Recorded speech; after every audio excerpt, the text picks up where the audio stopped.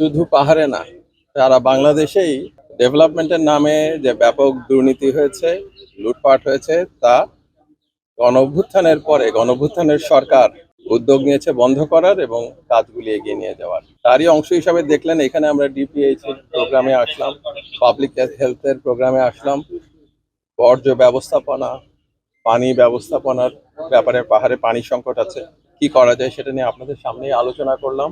এই কাজ এগিয়ে যাবে এবং ইনশাল্লাহ যারা নির্বাচিত হবেন তারা এই ধারাবাহিকতা বজায় রাখবেন। ষড়যন্ত্র যারা করছে তারা মূলত পালিয়ে যাওয়া লোকরা এবং তাদের সঙ্গের দুর্বৃত্তরা করছে। বাংলাদেশের জনগণ রক্ত দিয়ে যে ধারা প্রতিষ্ঠা করেছে অন্যায় অবিচারের বিরুদ্ধে, এই ধারা সমস্ত ষড়যন্ত্রকে প্রতিহত করে। বাংলাদেশের জনগণ 12ই ফেব্রুয়ারি গণভোটের পক্ষে অবস্থান নিয়ে এবং তাদের পছন্দের জনপ্রতিনিধি নির্বাচন করে বাংলাদেশের ভবিষ্যৎ নির্ধারণ করে দেবে।